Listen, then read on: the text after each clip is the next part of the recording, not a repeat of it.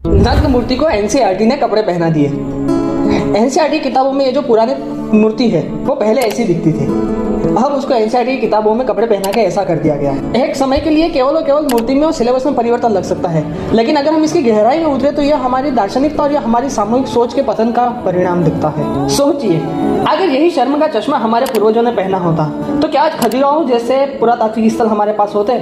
खजुराहो की जो नग्न मूर्तियां हैं वो केवल नग्न मूर्तियां ही नहीं है, उनके पीछे एक गहरा दर्शन है कि अपने जितनी भी भौतिकता है, जितनी भी काम वासनाएं हैं, जो भी आपकी लिप्सा है, उनको बाहर रख के ही मंदिर के अंदर प्रवेश किया जाता है।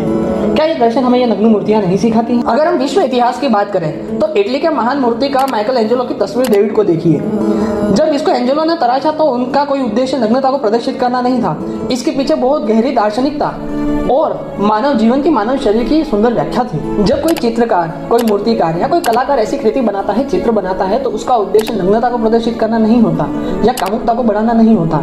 इसके पीछे उसका उद्देश्य मानव शरीर की गहराइयों को स्पष्ट करना, उस युग की सुंदरता, सौंदर्य शास्त्र और गहरे जीवन दर्शन को उकेरित करना होता है। लेकिन ऐसी ही चीजों पर अगर हम कपड़े डाल दें तो इसका मतलब यह हमारी मानसिकता बताता है कि हम उसमें सौंदर्य नहीं देख रहे हैं, हम उसकी दार्शनिकता नहीं देख रहे हैं, उसकी सुंदरता नहीं देख रहे हैं, हम उसे केवल और केवल एक शरीर के रूप में देख रहे हैं। और हम यह संदेश देना चाहते हैं कि हमें कला से ज्यादा शरीर प्रिय है। हम ये प्रदर्शित कर रहे हैं कि कोई कला कितनी भी उत्कृष्ट क्यों न हो, हम उसे केवल शरीर के रूप में ही देखते हैं। और अगर उत्कृष्टता में भी हमें किसी की योनि, किसी का लिंग, किसी के स्तन दिख रहे हैं तो ये हम पे टेबू है, यह हमारा अपराध है और हमें इसे सुधारने की जरूरत है। एनसीईआरटी को यह समझना होगा कि जिन चीजों को हम ज्यादा छुपाते हैं वही चीजें बाद में उभर कर बाहर आती हैं। इससे अच्छा यह है कि हम बच्चों को सेक्स एजुकेशन की शिक्षा दें, एडल्टहुड की शिक्षा दें और इन्हें इन चीजों के प्रति जागरूक बनाएं। उनके अंदर वो समझ डालें कि जीवन शरीर से ऊपर भी कुछ होता है। जीवन में कई ऐसे मुद्दे हैं, कई ऐसे मायने हैं, कई ऐसी सुंदरता है, बोध है, वैज्ञानिकता है, जिन्हें शरीर और सेक्स से ऊपर रखा जाना चाहिए। इसका समाधान किसी मूर्ति या चित्र को कपड़े पहनाने का नहीं है, समाधान है ऐसी सेक्स एजुकेशन लेने का, ऐसा एजुकेशन सिस्टम लाने का जहाँ पर